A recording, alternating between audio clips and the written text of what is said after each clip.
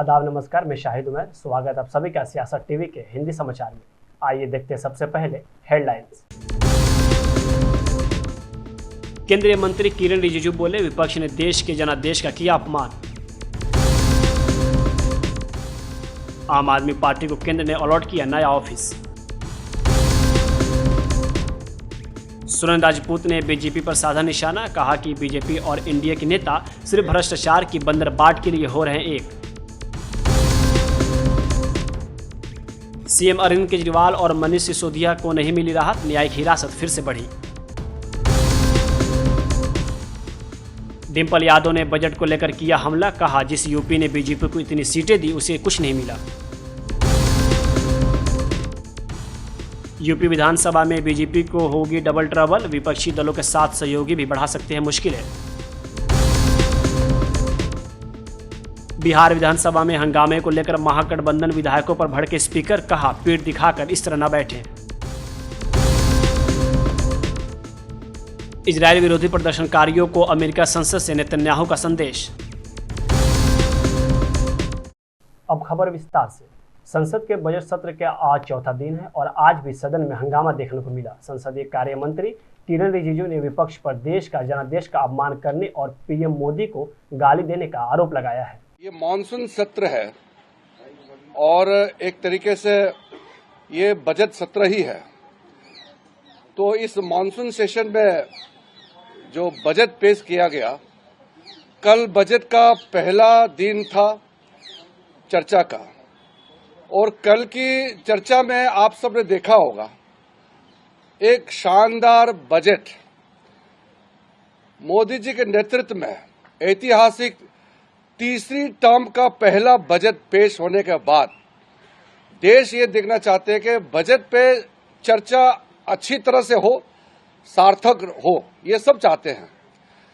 कल opposition party के कुछ मेंबर, खास करके कुछ दल के नेताओं ने जिस तरीके से बजट के समय में टिप्पणी की और जैसे भाषण दिया, मैं उसको सबसे पहले तो खंडन करना चाहता हूं कि बजट सेशन का गरिमा को नीचे गिरा करके इन्होंने सदन का अपमान भी किया है।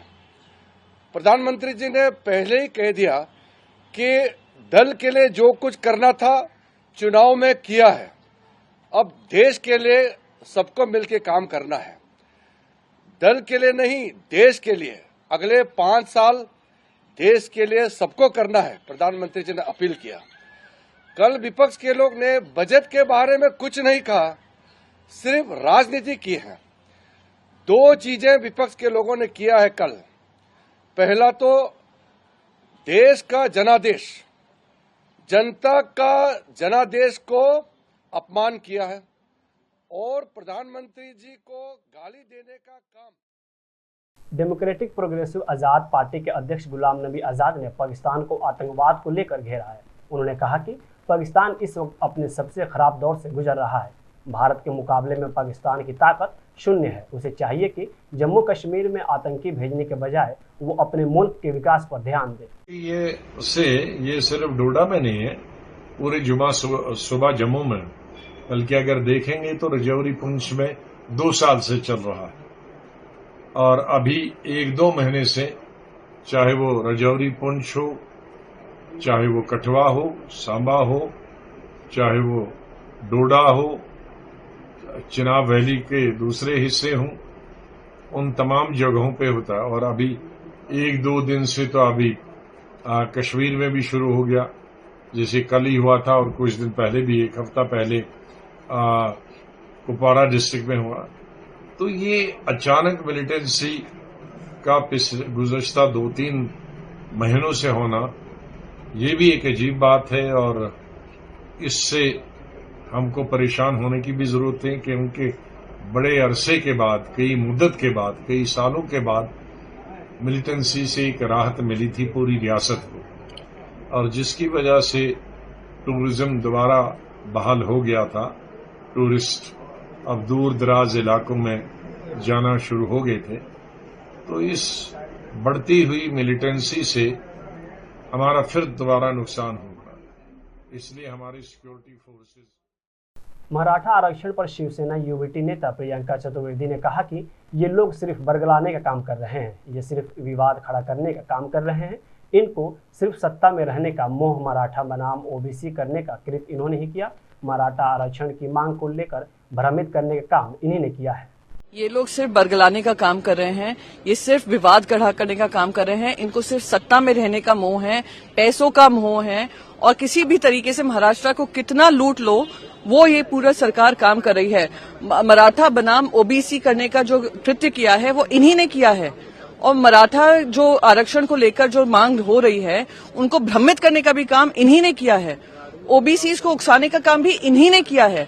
तो ये जो कर रहे हैं शर्मनाक है, और मैं फिर से कहूंगी ये लोग कुछ भी स्टेटमेंट देते रहें, अक्टूबर पे इनकी पूरी पिक्चर रिलीज होने वाली है और ये लोग ऐसे फ्लॉप स्टार्स बनने वाले हैं कि देश का इतिहास इनका नाम लिखेगा। आम आदमी पार्टी को नया दफ्तर मिल गया है। मुख्यालय के लिए पार्टी को नई जगह अलॉट कर दी गई है। पार्टी का नया पता अब रविशंकर शुक्ला लेन नई दिल्ली में होगा। फिलहाल पार्टी का मुख्यालय 206 राउज एवेन्यू नई दिल्ली में होगा। आम आदमी पार्टी का दफ्तर अभी जिस जगह पर है उस जगह पर राउज एवेन्यू कोर्ट का एक्सटेंशन होना है, इसलिए पार्टी को नया दफ्तर खाली करने के लिए कहा गया था। इसके साथ ही आम आदमी पार्टी की अपील पर केंद्र सरकार को निर्देश दिए गए थे कि सेंट्रल दिल्ली में उनको कार्यालय आवंटित किया जाए। अदालत के आदेश के मुताबिक केंद्र सरकार ने आम आदमी पार्टी को दफ्तर आवंटित कर दिया है। दिल्ली हाई कोर्ट ने केंद्र सरकार से पूछा था कि जब सभी पार्टियों का दफ्तर सेंट्रल दिल्ली में है तो आम आदमी पार्टी को सेंट्रल दिल्ली में दफ्तर क्यों नहीं दे सकते। अदालत के निर्देश पर केंद्र सरकार ने आम आदमी पार्टी को दफ्तर आवंटित कर दिया है। आपको मौजूदा दफ्तर 10 अगस्त तक खाली करना होगा। आम आदमी पार्टी का दफ्तर नए पते पर जल्द ही शिफ्ट हो जाएगा। पार्टी को 10 अगस्त तक ही डेडलाइन दी गई है। इस हिसाब से उनके पास शिफ्टिंग के लिए महज 15 दिन बचे हैं। 15 दिनों के भीतर पार्टी को नए पते पर दफ्तर शिफ्ट करना होगा। सुप्रीम कोर्ट ने पहले दफ्तर खाली करने के लिए 15 जून तक का समय दिया था, लेकिन हालांकि मोहलत बाद में बढ़ा दी गई थी। लेकिन ये तो तय हो गया था कि पता बदलने वाला है। कांग्रेस नेता सुरेंद्र राजपूत ने बीजेपी पर हमला बोलते हुए कहा कि बीजेपी और एनडीए के सारे असंतुष्ट एक जगह इकट्ठे हो रहे हैं और केशव प्रसाद मौर्य के पक्ष में बयान दिया जा रहा है। इन लोगों ने आंतरिक युद्ध शुरू कर चुका है। सारे के सारे असंतुष्ट एक जगह इकट्ठे हो रहे हैं भारतीय जनता पार्टी के और एनडीए के। ये उनका आंतरिक मामला है। उससे पहले हमने सुना है ओम प्रकाश राजभर भी उनसे मिले हैं। उससे पहले हमने सुना है कोई इनके एमएलसी या एमएलए सुनील सिंह हैं, उन्होंने भी केशव मौर्य के पक्ष में बयान दिया है। तो ये इन लोगों का आंतरिक द्वंद्व युद्ध शुरू हो चुका है, क्योंकि ये भ्रष्टाचार के माल को बांटने की एक साजिश है, और उस माल के बंटवारे में चूंकि असंतोष है इन लोगों को, तो मलाईदार पद सब लोग चाहते हैं, और हो सकता है कि उसी मलाईदार पद को प्राप्त करने के लिए ये लोग विद्रोही होने का नाटक कर रहे हों। अगर भारतीय जनता पार्टी के इन नेताओं को, केशव मौर्य जैसे नेताओं को जनता की सच में परवाह है, तो इन्हें नीट के मुद्दे पर हमारे साथ आना चाहिए, राहुल गांधी जी के साथ आना चाहिए। इन्हें 60,000 की जो भर्ती है जो पुलिस की अभी नहीं हुई है, उस पर हमारे साथ यानी राहुल गांधी जी के साथ या अखिलेश यादव जी के साथ आना चाहिए। लेकिन ये लोग तो सिर्फ भ्रष्टाचार की बंदर बांट के लिए एक हो रहे हैं। कल उन्हें सुल्तानपुर जाना है। भारतीय जनता पार्टी के लोग जिस तरीके से एक आपराधिक षड्यंत्र के तहत उनके खिलाफ जगह जगह पर केस डाल रहे हैं, लेकिन श्री राहुल गांधी जी देश के संविधान को मानने वाले हैं, देश के आईन को मानने वाले हैं, लोकतंत्र को मानने वाले हैं। वो संविधान के सामने सर झुकाकर जहां पर भी उनकी जरूरत होती है या सम्मान आता है वो जाते हैं। लेकिन भारतीय जनता पार्टी वाले लोग जिस तरीके से केसेस डाल रहे हैं, अगर हम लोग भी कहीं भारतीय जनता पार्टी के बड़े नेताओं के खिलाफ इस तरीके से केस डालने लगे तो क्या हो, ये भारतीय जनता पार्टी वालों को सोचना। महाराष्ट्र का पुणे भारी बारिश के कहर का सामना कर रहा है। रात भर हुई बारिश के बाद कई इलाकों में पानी भर गया है। लोग घरों में फंसे हुए हैं। पुणे के बीच में रहने वाले मुठा नदी में खड़गवासवा डैम से पानी छोड़े जाने से परेशानी और बढ़ गई है। यहाँ करीब 40 क्यूसेक से ज़्यादा पानी छोड़ा गया है। शहर के कई इलाकों में रात से बिजली भी नहीं है। पूरी तरह काम कर रहा है।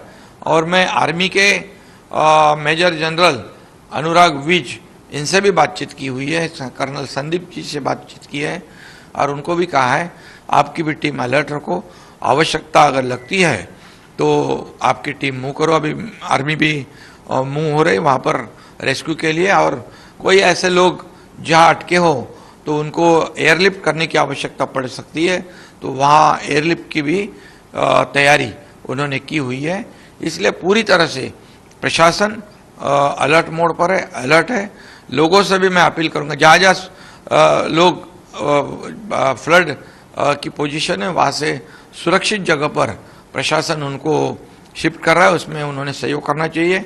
और प्रशासन को भी मैंने कहा है उनके भोजन की, पीने के पानी की व्यवस्था पूरी तरह की जाए और उनको कोई असुविधा ना हो, इसका ध्यान रखे, ऐसे सूचना मैंने दी है और उस पर काम चल रहा है। मैं बारीकी से भी इसके ऊपर ध्यान। राज्य में वर्षा एवं बाढ़ की स्थिति पर महाराष्ट्र के मुख्यमंत्री एकनाथ शिंदे ने कहा कि पुणे में स्थिति बहुत खराब है। लोगों के घरों में पानी भर गया है और रोड पर भी पानी है। बांध में बारिश का पानी भर गया है। वहां एनडीआरएफ सहित सभी अधिकारियों को मैंने सूचित किया है। मैंने आर्मी के मेजर जनरल अनुराग वीज से भी बातचीत की है, कर्नल संदीप से बात की है और उन्हें अपनी टीम को अलर्ट पर रखने को कहा है। और उनको भी कहा है आपकी भी टीम अलर्ट रखो, आवश्यकता अगर लगती है तो आपकी टीम मूव करो। अभी आर्मी भी मूव हो रही वहाँ पर रेस्क्यू के लिए, और कोई ऐसे लोग जहाँ अटके हो तो उनको एयरलिफ्ट करने की आवश्यकता पड़ सकती है, तो वहाँ एयरलिफ्ट की भी तैयारी उन्होंने की हुई है। इसलिए पूरी तरह से प्रशासन अलर्ट मोड पर है, अलर्ट है। लोगों से भी मैं अपील करूंगा, जहाँ जहाँ लोग फ्लड की पोजीशन है वहाँ से सुरक्षित जगह पर प्रशासन उनको शिफ्ट कर रहा है, उसमें उन्होंने सहयोग करना चाहिए। और प्रशासन को भी मैंने कहा है उनके भोजन की, पीने के पानी की व्यवस्था पूरी तरह की जाए और उनको कोई असुविधा ना हो, इसका ध्यान रखे, ऐसे सूचना मैंने दी है और उस पर काम चल रहा है। मैं बारीकी से भी इसके ऊपर ध्यान। लोकसभा में केंद्रीय बजट पर चर्चा के दौरान पंजाब के जालंधर से कांग्रेस सांसद चरणजीत सिंह चन्नी ने कहा कि उनके राज्य में लोगों को कुछ नहीं मिला। जालंधर के उद्योग धंधे घट रहे हैं, सड़कें खस्ता हालत में है, लेकिन कोई फंड नहीं मिला। चन्नी ने बजट पर चर्चा के दौरान प्रधानमंत्री, गृह मंत्री और वित्त मंत्री की अनुपस्थिति की आलोचना की और कहा कि देश में वित्तीय आपातकाल की स्थिति है और देश में अघोषित आपातकाल है। इमरजेंसी ये भी है कि 20 लाख लोगों द्वारा पंजाब में मेंबर पार्लियामेंट चुना गया और वो एनएस से लगाकर अंदर रखा हुआ है। फ्रीडम ऑफ स्पीच, उसकी कंस्टिट्यूएंसी के लोगों की बात यहां नहीं रख पा रहे, ये भी इमरजेंसी है। इमरजेंसी ये भी है कि विपक्ष के व्यक्तियों को केंद्रीय एजेंसियां कार्रवाई करने के लिए छोड़ दी जाती, उनको अंदर रखा जाता है, ये भी इमरजेंसी है। इमरजेंसी ये भी है कि हजारों किसान, उनको खालिस्तानी कहा जाता है जब वो अपनी मांग रखते हैं। अरे पंजाब दिल्ली अखबारी नीति से जुड़े मनी लॉन्ड्रिंग मामले में आज मुख्यमंत्री अरविंद केजरीवाल, मनीष सिसोदिया और के कविता वीडियो कॉन्फ्रेंसिंग के जरिए राउज एवेन्यू कोर्ट में पेश हुए। अदालत ने तीनों की न्यायिक हिरासत 31 जुलाई तक बढ़ा दी है। वहीं सीबीआई वाले मामले में अरविंद केजरीवाल की न्यायिक हिरासत 8 अगस्त तक बढ़ा दी गई है। साथ ही आपको बता दें कि इससे पहले कोर्ट ने अरविंद केजरीवाल को 12 जुलाई को न्यायिक हिरासत में भेजा था। 17 मई को ईडी की तरफ से 7वीं पूर्व चार्जशीट दाखिल की गई थी, जिसमें अरविंद केजरीवाल को आरोपी बनाया गया था। इस मामले में अब तक 18 लोगों की गिरफ्तारी हो चुकी है, जिसमें आप संयोजक अरविंद केजरीवाल, दिल्ली के पूर्व शिक्षा मंत्री मनीष सिसोदिया, राज्यसभा सांसद संजय सिंह, बीआरएस नेता के कविता शामिल है। हालांकि संजय सिंह को जमानत मिल चुकी है। केंद्रीय बजट 2024-25 पर दिल्ली सरकार में मंत्री सौरभ भारद्वाज ने कहा, जिस दिल्ली की जनता ने 7 की 7 सीटें भाजपा को जिताकर दी, उस दिल्ली को भाजपा ने ठेंगा दिखा दिया। जिन राज्यों ने भाजपा को ज्यादा से ज्यादा सीट जिताकर दी, उन्हें कुछ नहीं दिया गया, लेकिन जिन 2 बैसाखियों बिहार और आंध्र प्रदेश पर केंद्र सरकार को चलाना है, उन्हें विशेष पैकेज दिया गया। आप तो सिर्फ सरकार को बचाने की कोशिश कर रहे हैं। टैक्स तो पूरे देश से लिया जा रहा है, लेकिन खर्च केवल 2 राज्यों में हो रहा है, यह गलत है। जिन राज्यों ने ज्यादा से ज्यादा सीटें दी, जीत के भारतीय जनता पार्टी को दी, उनको कुछ नहीं दिया गया, मगर जिन 2 बैसाखियों के ऊपर केंद्र की सरकार चलनी है, बिहार और आंध्र प्रदेश, उनको दिया गया। ये तो मतलब कभी देखा ही नहीं गया। तो खुल्लम खुल्ला सरकार को बचाने के लिए आप अपना बजट खर्च कर रहे हैं। आप फिर सबका साथ सबका विकास की क्या बात करते हैं?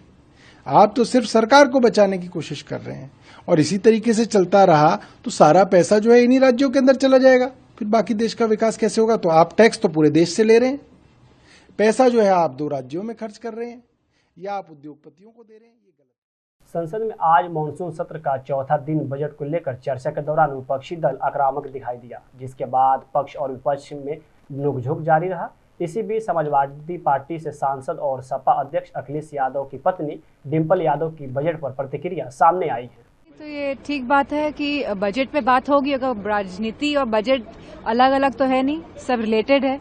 अब अगर राजनीति नहीं होती तो आंध्र प्रदेश को और बिहार को स्पेशल पैकेज क्यों मिलता? उत्तर प्रदेश ने लगातार भाजपा को इतनी सारी सीटें जिताकर भेजा है, एक इतिहास रचा है। कभी भी उत्तर प्रदेश से इतनी सारी सीटें एक पार्टी को नहीं गई है। तो मैं समझती हूँ उत्तर प्रदेश को भी पैकेज मिलना चाहिए था। सेंटर के फंड से उत्तर प्रदेश को स्पेशल पैकेज मिलना चाहिए था, लेकिन ऐसा नहीं हुआ है। तो ये राजनीति और बजट जो कह रहे हैं कि दोनों अलग अलग बातें हैं, तो कहीं ना कहीं गलत बात है। उत्तर प्रदेश विधानमंडल का मानसून सत्र 29 जुलाई से शुरू हो रहा है, लेकिन इस बार सदन में योगी सरकार की राह उतनी आसान होने वाली नहीं है। जहां एक तरफ लोकसभा चुनाव में जीत के बाद समाजवादी पार्टी और विपक्ष के हौसले बुलंद हैं, तो वहीं दूसरी तरफ बीजेपी के सहयोगी दलों पर भी सबकी नजरें टिकी हैं, जो चुनाव के बाद से ही प्रदेश सरकार पर हमलावर दिखाई दे रही है। यूपी में बीजेपी की आपसी कला के बीच अपना दल सोनेलाल, निषाद पार्टी और राष्ट्रीय लोकदल भी अलग अलग मुद्दों को लेकर बीजेपी और प्रदेश सरकार को घेरने में पीछे नहीं है। ऐसे में सियासी जानकार यूपी विधानसभा के सत्र की ओर देख रहे हैं कि क्या उनके तेवर सदन में भी ऐसे ही दिखाई देंगे या नहीं। इस बार विपक्ष के साथ सहयोगी दलों पर भी अपने पक्ष को रखने का दबाव होगा। अगर वो अपने मुद्दे मजबूती से नहीं रखते हैं तो इसका असर उनके वोट बैंक पर पड़ेगा, लेकिन अगर वो सरकार को घेरेंगे तो गठबंधन का तालमेल बिगड़ता दिखाई दे सकता है। लोकसभा चुनाव में हार के बाद सबसे पहले अपना दल सोनेलाल की अध्यक्ष अनुप्रिया पटेल ने योगी सरकार को घेरते हुए सरकारी नौकरियों में भेदभाव करने का आरोप लगाया था। उन्होंने चिट्ठी लिखते हुए दावा किया था कि पिछड़े और दलित वर्ग के युवाओं को नॉट सूटेबल कहकर भेदभाव किया जा रहा है, जिससे उन्हें नौकरियों में आरक्षण का लाभ नहीं मिल पा रहा है। वहीं अपना दल इस मुद्दे को लेकर अपने स्टैंड पर कायम है। वहीं दूसरी तरफ बीजेपी की दूसरी सहयोगी निषाद पार्टी और कैबिनेट मंत्री संजय निषाद ने भी बुलडोजर को लेकर सरकार पर सवाल उठाते हुए उनको घेरने की कोशिश की थी। उत्तर प्रदेश के पूर्व मुख्यमंत्री अखिलेश यादव ने बिहार के सीएम नीतीश कुमार के बयान का जिक्र कर नई चर्चा छेड़ दी है। आगामी उपचुनाव और राज्यों में विधानसभा चुनाव को लेकर समाजवादी पार्टी चीफ का यह बयान अहम माना जा रहा है। राज्यसभा सांसद कपिल सिब्बल को एक इंटरव्यू में अखिलेश यादव ने कहा कि इंडिया अलायंस जब बना था और मुझे याद है जब नीतीश कुमार जी ने बनाया था तो उन्होंने यही पक्ष रखा था कि रीजनल पार्टियों जो जहां जितनी मजबूत है उनको फ्री हैंड दिया जाए। अखिलेश यादव ने कहा कि जब रिजल्ट आए तो वो दिख रहा है जो कभी नीतीश कुमार जी ने कहा था। सपा प्रमुख ने कहा है कि जहां से इंडिया अलायंस बना था, इंडिया अलायंस का जो लाभ मिला वो ये था कि एक नेशनल नैरेटिव बना कि कोई है जो बीजेपी का मुकाबला कर सकता है। अखिलेश ने कहा है कि इंडिया अलायंस के अंदर जो क्षेत्रीय दल थे, जो जिस प्रदेश में था उसने अपने हिसाब से परिस्थितियां समझी और उस हिसाब से जो लड़ाई लड़ी उसका परिणाम है कि बीजेपी को रोका जा सका। पश्चिम बंगाल का जिक्र कर अखिलेश ने कहा है कि ममता जी ने सीधी लड़ाई लड़ी, दिल्ली में थोड़ी चूक हुई, मध्य प्रदेश में नुकसान हुआ, बिहार में हम थोड़ा चूक गए। हमें उम्मीद थी कि बिहार, मध्य प्रदेश, तेलंगाना में अच्छा होगा, लेकिन नहीं हुआ। वही अखिलेश के इस बयान के बाद माना जा रहा है कि आगामी विधानसभा चुनाव में अलायंस भले हो लेकिन कमान क्षेत्रीय पार्टियों के हाथ में रहने वाली है। महाराष्ट्र में कांग्रेस, शिवसेना उद्धव गुट और एनसीपी शरद पवार गुट के साथ अलायंस में है। वहीं झारखंड में झामुमो के साथ कांग्रेस गठबंधन में है। उधर समाजवादी पार्टी महाराष्ट्र में 2 विधायकों के दम पर सीटों की डिमांड कर रही है। बिहार विधानसभा में बुधवार को बजट पेश किया गया था, जिस पर आज चर्चा हुई, लेकिन सदन की कार्यवाही शुरू होते ही हंगामा होने लगा। महागठबंधन के विधायकों ने हंगामा शुरू कर दिया। वे बैनर और पोस्टर लेकर वेल में पहुंच गए, साथ ही धरना पर बैठ गए। इस पर विधानसभा अध्यक्ष नंदकिशोर यादव ने कहा कि पीठ दिखाकर इस तरह मत बैठिए, सीट पर जाइए, आपकी बात सुनेंगे। लेकिन महागठबंधन विधायक कुछ भी सुनने को तैयार नहीं। विपक्षी विधायकों ने सदन में वेल में बैठकर समानांतर सदन चलाना शुरू कर दिया। कुछ विधायक जमीन पर बैठकर, वहीं कुर्सी पर सीपीआई-एमएल विधायक दल के नेता महबूब आलम बैठे। महागठबंधन विधायक यूथ कांग्रेस के कार्यकर्ताओं पर हुए लाठीचार्ज के मुद्दे पर सदन में प्रदर्शन किया। हंगामा होते देख नीतीश कुमार सदन से बाहर चले गए। बुधवार को सदन में नीतीश कुमार का आक्रामक रुख देखने को मिला था। विधानसभा की कार्रवाई शुरू होते ही बिगड़ती कानून व्यवस्था, भ्रष्टाचार, बिहार को विशेष राज्य का दर्जा देने, यूथ कांग्रेस के कार्यकर्ताओं पर हुए लाठीचार्ज के मुद्दे पर महागठबंधन के विधायकों ने सदन में हंगामा किया। महागठबंधन विधायकों का भारी हंगामा देखकर स्पीकर नंदकिशोर यादव उन्हें अपनी अपनी सीटों पर जाने को कहने लगे, लेकिन हंगामा जारी रहा। वो नीतीश कुमार के विरोध में नारे लगा रहे थे। केंद्रीय संसदीय कार्य मंत्री किरेन रिजिजू के बयान पर निर्दलीय सांसद पप्पू यादव ने कहा कि यह लोग अपने ही बजट को देख लें। बजट में कुछ है ही नहीं, स्वास्थ्य के लिए भी कुछ नहीं है, मनरेगा के लिए कुछ नहीं है, एमएसपी के लिए भी कुछ नहीं है, ओबीसी, एसटी और एससी के लिए भी कुछ नहीं रखा गया है, तो बजट पर चर्चा क्या करेंगे। रिजू का कहना है कि अपोजिशन जो है बजट पर डिसीजन न करके बाकी चीजों पर कर रही है। मोदी जी को मैंडेट मिला हुआ, उस मैंडेट का इंसल्ट क्यों कर रहे हैं? बजट पर डिसीजन करें। बजट पर कुछ बोलने के लिए हो तब ना, अपने ही बजट को ये देख लें। 19 का बजट, चीजों की बजट घटती हुई, ओबीसी को इन्होंने समाप्त कर दिया, एसटी एससी को समाप्त कर दिया, उसके आरक्षण को समाप्त कर दिया, उसके एजुकेशन ग्रोथ को समाप्त कर दिया। एजुकेशन पर मतलब कुछ है ही नहीं बजट में। क्या है, 3% पर किसान के की इकोनॉमी आप ला दिए, कहाँ 5 था। तो बजट पर क्या है, हेल्थ के लिए कुछ है ही नहीं। तो जब हेल्थ के लिए नहीं है, जब मनरेगा के लिए नहीं है, जब एजुकेशन के लिए नहीं है, ओबीसी एसटी एससी के लिए कुछ नहीं है, तो बजट पर क्या चर्चा करेंगे। तो यही ना, बजट पर जो आप नहीं करेंगे तो आपकी आलोचना होगी। मैंडेट मिलने का स्वस्थ आलोचना तो होनी ही चाहिए और सुनने की भी आदत रखनी चाहिए। जब आप 50 साल पुरानी बात करते हैं और आप गाली गलौज करते हैं और मजे में आप सदन में आप विपक्ष को आप बिल्कुल मजाक बनाते हैं, तो आप क्यों डरते हैं? आप रोपिएगा बबूल, खाइएगा खजूर, शीशे के घर में रह के पत्थर फेंकिएगा। हमाम में तो सब नंगे हैं ना हो। हर डाल पर उल्लू बैठा, अंजामे गुलिस्ता क्या होगा। तो इस सदन में टीट फॉर टैट जैसे को तैसा आप इस सदन को अगले वाला सदन आप समझ लिए हैं। आप नहीं समझिए ना, इसको आप मान के चलिए। मजबूत, परिपक्व, शालीन, संघर्षशील विपक्ष के लिए देश ने मैंडेट दिया है। आपको मैंडेट नहीं दिया, आपने जबरदस्ती मैंडेट लिया। इजरायल हमास के बीच पिछले 9 महीनों से जंग जारी है। इसी बीच इजरायली प्रधानमंत्री नेतन्याहू ने अमेरिका दौरे पर हैं। उन्होंने अमेरिका के सांसद को संबोधित करते हुए इजरायल के खिलाफ समूहों को फंडिंग और समर्थन देने के लिए ईरान की आलोचना की। नेतन्याहू ने ईरान को निशाने पर लेते हुए कहा कि अपने शत्रुओं को हराने के लिए साहस की जरूरत होती है। अमेरिकी संसद को संबोधित करते हुए उन्होंने कहा, हमें मालूम है कि ईरान इसराइल के खिलाफ प्रदर्शन करने वालों को फंडिंग कर रहा है। ज्यादा नहीं, लेकिन ऐसे कुछ यहाँ भी हैं और हर राज्य में हैं। मेरे पास इन प्रदर्शनकारियों के लिए एक संदेश है। इन प्रदर्शनकारियों के लिए मेरा संदेश है कि जब तेहरान के तानाशाह जो समलैंगिकों को फांसी देते हैं और अपने बाल न ढकने के लिए महिलाओं की हत्या कर देते हैं, वो आपकी तारीफ करें। आपको फंड दें तो मतलब है कि आप आधिकारिक तौर पर ईरान के काम आने वाले बेवकूफ बन चुके हैं। नेतन्याहू ने आगे कहा कि इनमें से कुछ प्रदर्शनकारियों ने गाजा के लिए समलैंगिक का नारा लगाते हुए तख्तियां ले रखी हैं। ये प्रदर्शनकारी नदियों से सागर तक नारे लगा रहे हैं। इनमें से अधिकांश लोगों को ये समझ नहीं आया होगा कि यहाँ नदी और सागर का क्या मतलब है। वो भूगोल में विफल नहीं होते, वो इतिहास में विफल होते हैं। वो इसराइल को उपनिवेशवादी राज्य कहते हैं। क्या वो नहीं जानते कि इसराइल की भूमि वहाँ है जहाँ इब्राहिम, इसहाक और याकूब ने प्रार्थना की। यहाँ ईसाइया और जेरेमिया ने उपदेश दिया था। यहाँ दाऊद और सुलेमान ने शासन किया। अमेरिका के कुछ अन्य शहरों में भी प्रदर्शन किए गए। कई लोगों ने इस्राएली प्रधानमंत्री बेंजामिन नेतन्याहू के खिलाफ भी नारेबाजी की। मौजूदा स्थिति को देखते हुए महत्वपूर्ण सरकारी इमारतों के सामने बैरिकेडिंग कर दी गई है। इसमें व्हाइट हाउस और अमेरिका का संसद भवन भी शामिल है। हिंदी समाचार यही समाप्त होता है। मुझे दे अब इजाजत। बाकी खबरों के लिए बने रहें सियासत टीवी के साथ।